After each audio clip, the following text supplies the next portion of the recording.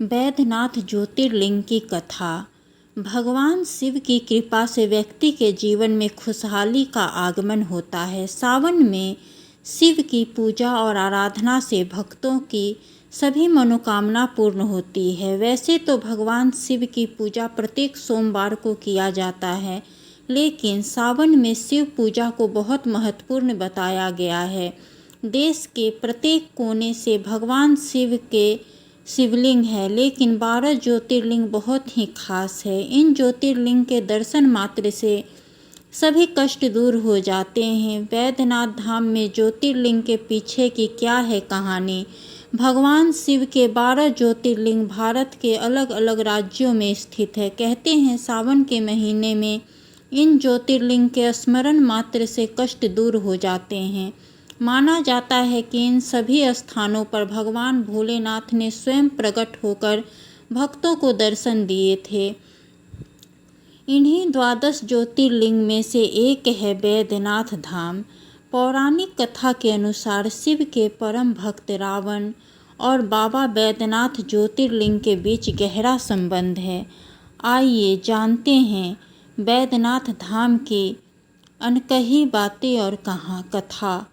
झारखंड के देवघर में स्थित बैद्यनाथ धाम को 12 ज्योतिर्लिंग में से 9वां स्थान प्राप्त है। धार्मिक पुराणों में शिव के इस पावन धाम को चिता भूमि कहा गया है। यहाँ आने वाला भक्त कभी खाली हाथ नहीं जाता है, इसलिए बैद्यनाथ ज्योतिर्लिंग को कामना लिंग भी कहा जाता है।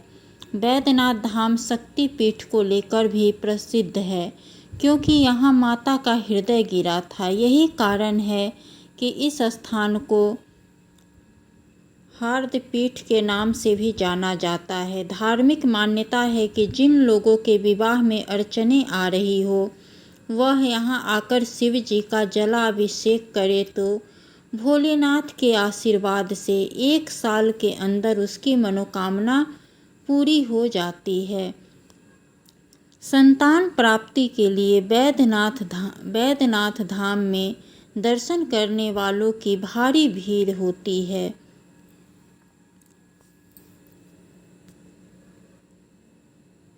बैद्यनाथ ज्योतिर्लिंग की कथा।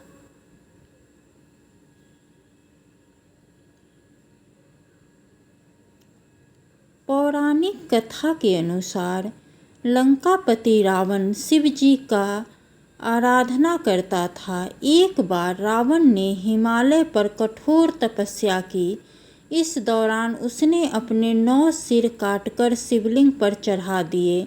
जब 10वें सिर की बारी आई तो स्वयं महादेव प्रकट हो गए। रावण की भक्ति देखकर शिव ने उससे वरदान मांगने को कहा। रावण चाहता था कि भगवान शिव उसके साथ लंका चलकर रहे, इसलिए उसने वरदान में कामना लिंग को मांगा। भोलेनाथ ने उसकी इच्छा पूरी की, लेकिन उन्होंने एक शर्त भी रख दी। महादेव ने रावण से कहा कि अगर तुमने शिवलिंग को कहीं रास्ते में रख दिया तो वह वहीं स्थापित हो जाएगा, तुम उसे दोबारा उठा नहीं पाओगे। रावण ने शर्त मान ली, लेकिन रास्ते में उसने गलती से शिवलिंग नीचे रख दिया। उसने कामना लिंग को उठाने की बहुत कोशिश की, लेकिन वह हार गया। रावण को भगवान की लीला समझ में आई। कहते हैं इसके बाद ब्रह्मा, विष्णु और अन्य देवताओं ने आकर उस शिवलिंग की पूजा की।